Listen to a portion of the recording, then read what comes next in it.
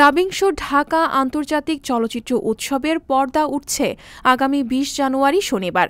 বাংলাদেশ সহ ৭৪টি দেশের ২৫০টি চলচ্চিত্র প্রদর্শিত হবে এবারের আয়োজনে। এর মধ্যে পূর্ণ দৈর্ঘ্য চলচ্চিত্রের সংখ্যা ১২৯টি, স্বল্প দৈর্ঘ্য ও স্বাধীন চলচ্চিত্রের সংখ্যা ১২৩টি এবং বাংলাদেশের চলচ্চিত্র আছে ৭১টি। নান্দনিক চলচ্চিত্র, মননশীল দর্শক, আলোকিত সমাজ স্লোগান নিয়ে দাবিংশ ঢাকা আন্তর্জাতিক চলচ্চিত্র উৎসব চলবে ২৮ জানুয়ারি পর্যন্ত। রেইনবো চলচ্চিত্র সংসদের এই আয়োজনের লক্ষ্য আন্তর্জাতিক উৎসবে সারা বিশ্বের প্রখ্যাত চলচ্চিত্র নির্মাতাদের নতুন নতুন চলচ্চিত্র সিনেমা প্রেমীদের উপহার দেওয়া। জাতীয় জাদুঘরে আমাদের যে ক্যাম্প থাকবে বা শিল্পকলা একাডেমিতে যে থাকবে, সেখানে ফিল্ম মেকাররা মিট করবে, তার অন্যান্য ফিল্ম মেকারদের সঙ্গে, বাইরের ফিল্ম মেকারদের সঙ্গে, অ্যাক্টর অ্যাক্ট্রেসরা আসবে, তাদের সঙ্গে ইন্টারাক্ট করে তারা নিজেদেরকে আরও আপগ্রেড করতে পারবে। আমাদের ফেস্টিভ্যালের আমাদের যে মোটো, যে better film, better audience, better society, এই জিনিসগুলোর আমরা উৎসবের এই বিভিন্ন মিলন মেলার মাধ্যমে আমরা হয়তো সেটা পরিপূর্ণে আমরা সার্থক হতে পারবো।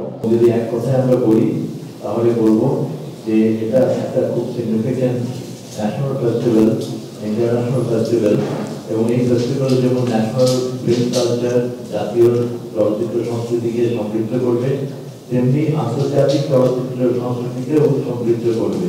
রুচিসম্মত ও ইতিবাচক সংস্কৃতি গড়ে তুলতে অবদান রাখা রেইনবো চলচ্চিত্র সংসদ দেশের তরুণ ও প্রতিশ্রুতিশীল নির্মাতাদের আন্তর্জাতিক চলচ্চিত্র ধারার সঙ্গে সংযোগ স্থাপনে সহায়তা করবে।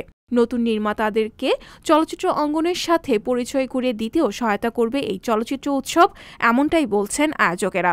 আমাদের চলচ্চিত্র বোদ্ধাদের মধ্যে, চলচ্চিত্র নির্মাতাদের মধ্যে এবং যারা চলচ্চিত্রের ছাত্র, তারা এখানে এসে অনেক ছবি দেখার সুযোগ পায়।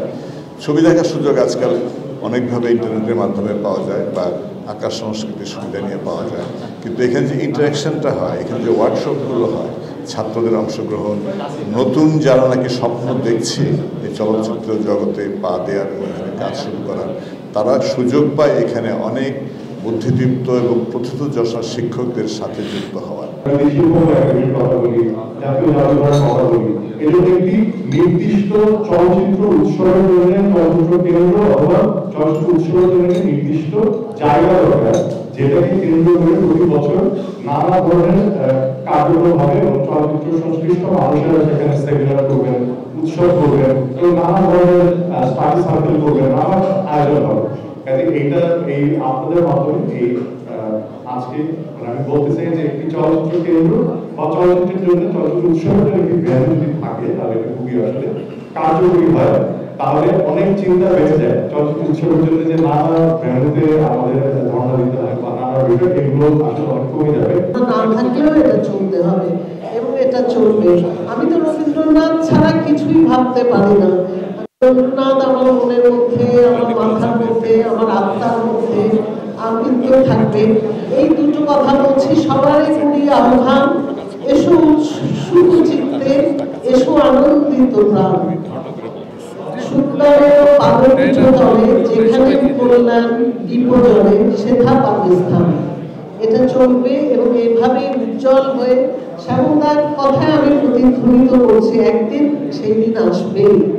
রাজধানীর জাতীয় জাদুঘরের কবি সুফিয়া কামাল ও বঙ্গমাতা শেখ ফজিলাতুন্নেসা মুজিব মিলনায়তন, শিল্পকলা একাডেমির চিত্রশালা, নৃত্যশালা মিলনায়তন, অলিউস ফ্রোজেস মিলনায়তন ও পররাষ্ট্র মন্ত্রণালয়ের একাডেমি মিলনায়তনে উৎসবের সিনেমাগুলো প্রদর্শিত হবে। সঞ্জিদা শম্পা, সংবাদ প্রকাশ। সংবাদ, ফিচার ও অনুষ্ঠানের জন্য ভিজিট করুন সংবাদ প্রকাশের ওয়েবসাইট এবং যুক্ত থাকুন ফেসবুক পেজ ও ইউটিউব চ্যানেলের সঙ্গে।